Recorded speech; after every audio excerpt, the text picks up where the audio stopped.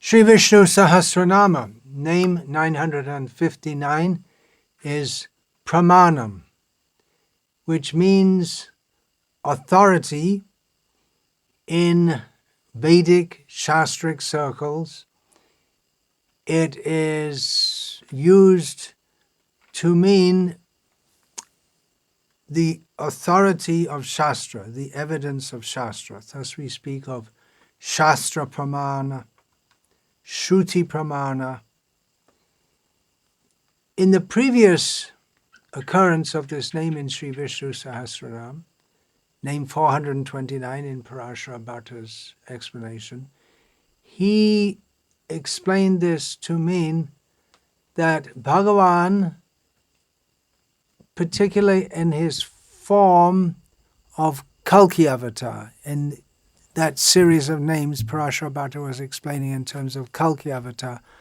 So he said that this refers to Kalki Dev as being the authority for determining what is proper and what is improper for people in the Krita Yuga. Here, at name 959, it is used in the sense of setting the standard, establishing, whereas previously it was, with the Kalki avatar, everything was wrong. Adharma was so widely spread that he just killed everyone and started everything again with the Krita Yuga. So in the present instance of this name, Parashara Bhatta explains that this name, Pramana, evidence, indicates that not only is he the Shastra, he is Shastra, but he reveals the inner meanings of the Shastra, so that Shastra is the proper evidence for understanding reality. Shastra is the authority in giving knowledge without any doubt or error. The doubt or error comes when we apply our limited understanding, our limited intelligence to try to understand it. That's why Shastra has to be received through the disciplic chain of persons who speak with the voice of Bhagavan, who are connected with Bhagavan, so that their explanation of the Vedas is the Vedic truth. But they cannot explain contrary to the teachings of the Vedas. That's why in Vedic circles, Vedantic circles, it is accepted that Shastra is Praman, but exactly how that is understood. For instance, very famously, there's long been a debate over the meaning of the term Tattvam Asi, the Shruti statement. That statement is authoritative. What exactly it means, we can understand if we are fully linked with Bhagavan, who is that statement, being himself, in this name of Vishnu Sahasranama, Pramana.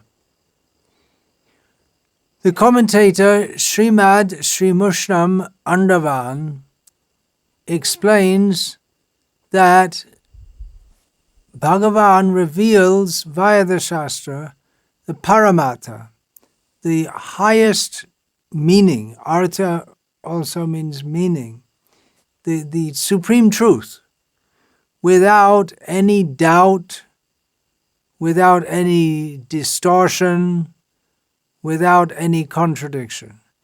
He himself is the true pramana, the true proof. Pramana is also used in the sense of proof. He is not only the goal to be achieved, prameya, but he is pramana, the means to achieve the goal.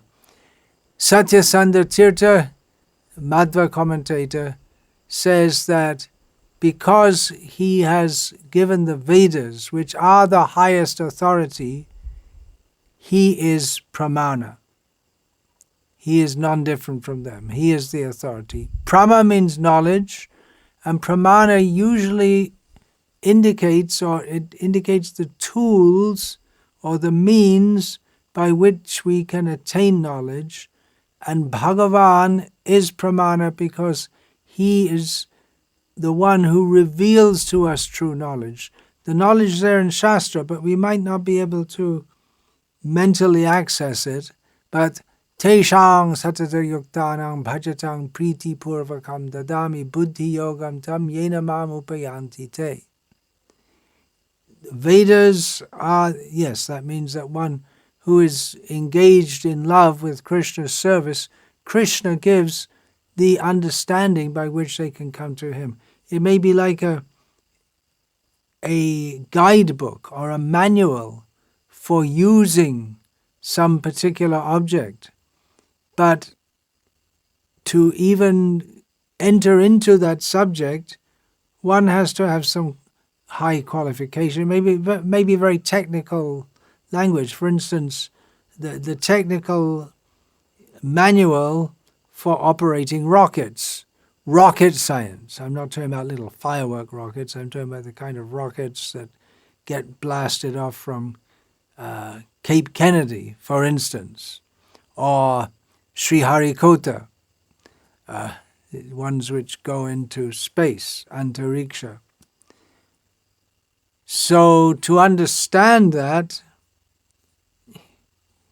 what is written there requires quite some training, but it also requires a kind of intuition, intelligence, that is also given by Bhagavan. To understand any subject, he gives the ability to understand it, and the ability to understand himself, he gives. More understandings of this name. Prakrishtam manam jnanam parasya tat pramanam. He is called Pramana because he has the best knowledge by which everything is to be understood. He is the best among all jnanis. There are so many jnanis, someone who has knowledge, and they are respected for that knowledge. But his knowledge, there's no comparison, there's no parallel. The knowledge he has cannot be compared with that which anyone else has. Vedaham samatitani vartamanani charjana bhavishyani cha bhutani mangtu vedana kasyana. Krishna knows everything past, present and future, but no one can know him because no one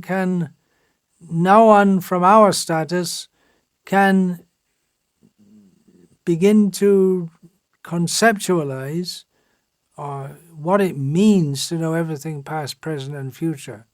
His knowledge covers everything in all times and all places without any mistake, without any misunderstanding. It is truth and only truth in all three phases of time.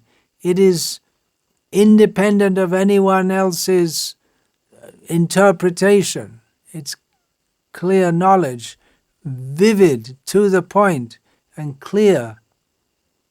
So therefore he's called Pramana.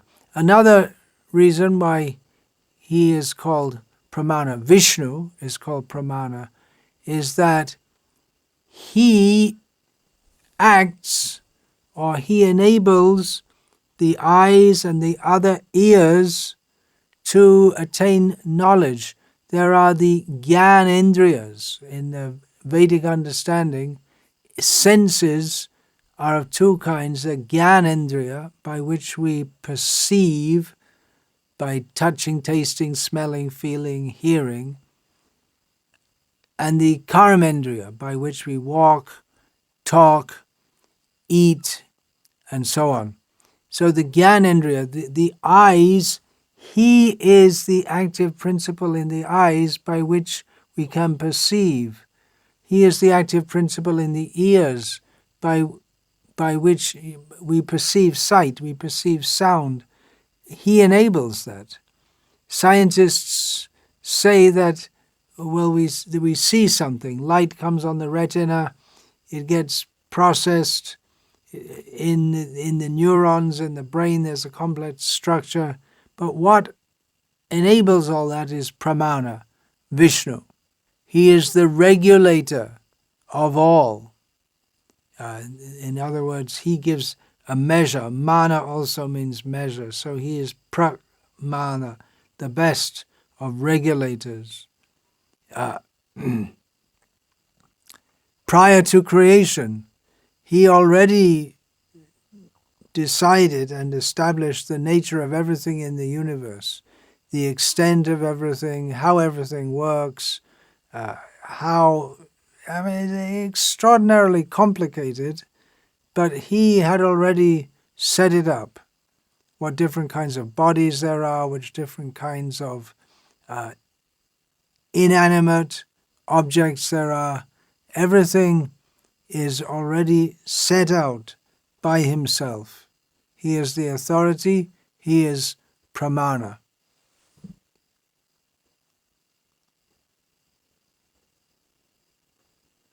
Then taking this mana, measure,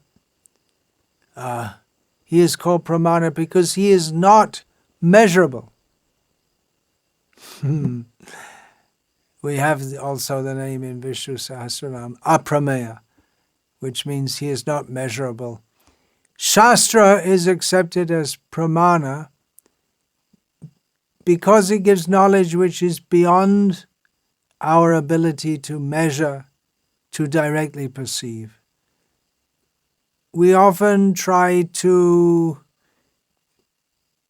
establish the value of Shastra in modern times when empiric knowledge or so-called scientific knowledge is given so much value. That's considered the only proper knowledge that's what we're taught from the beginning in the school, that the real knowledge is only which we can ascertain according to the scientific or empiric method. Actually, they say empiric, but it's not just empiric. There's a lot of guesswork in it also.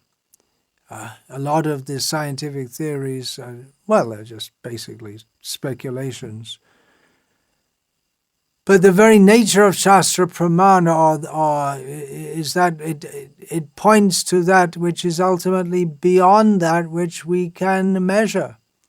Beyond that, it's axiomatically, the Shastra is meant ultimately for pointing to that which we will never be able to perceive or measure by the scientific or empiric method. So to accept him as Pramana, you can call it a leap of faith, but if we are to go beyond the frog's well of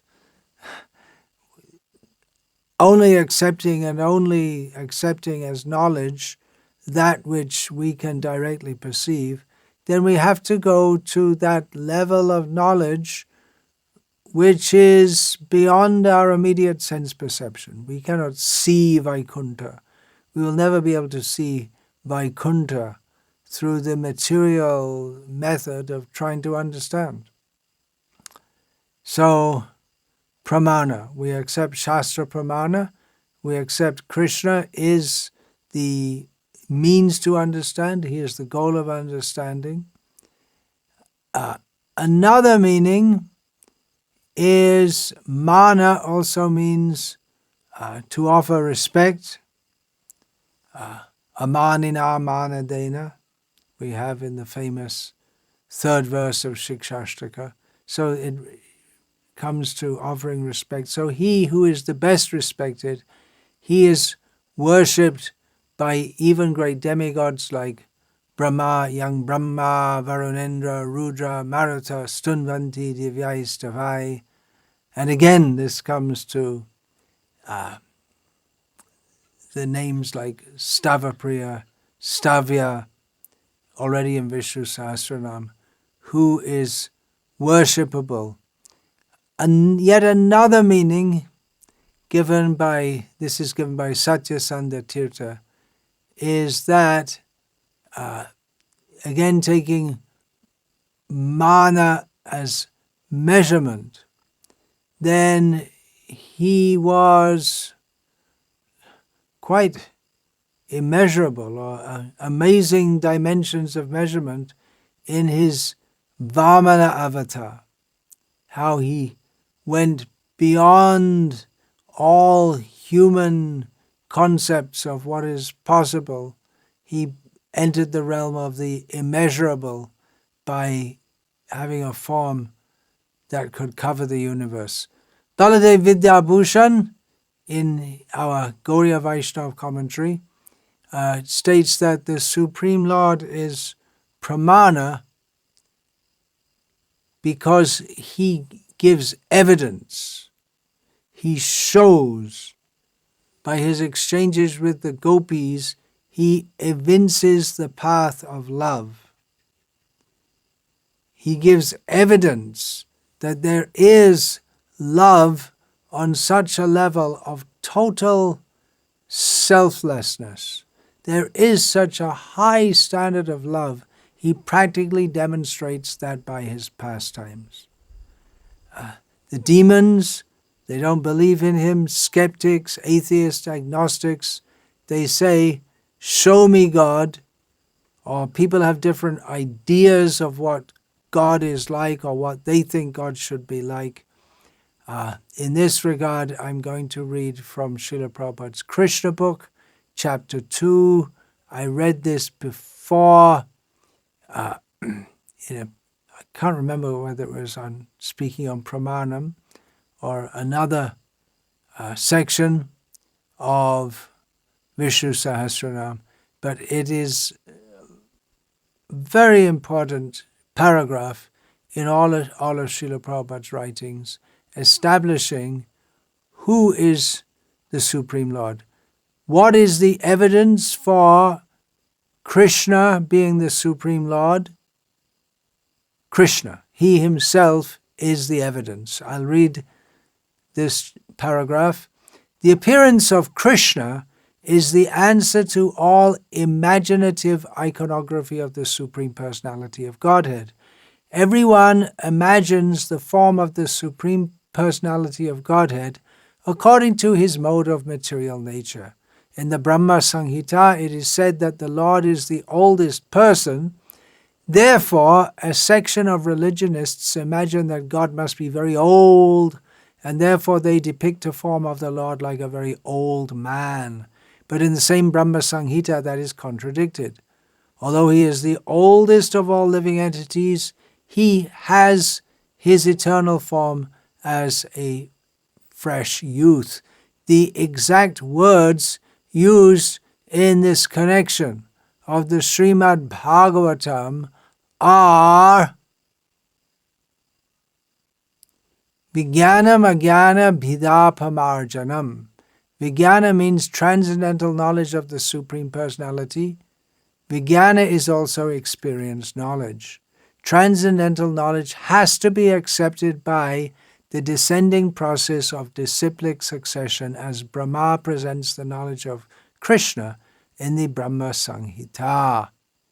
The Brahma Samhita is Vijnana as realized by Brahma's transcendental experience, and in that way he presented the form and the pastimes of Krishna in the transcendental abode. Ajnana Bhida means that which can match all kinds of speculation. In ignorance, people are imagining the form of the Lord. Sometimes he has no form, and sometimes he has form, according to their different imaginations.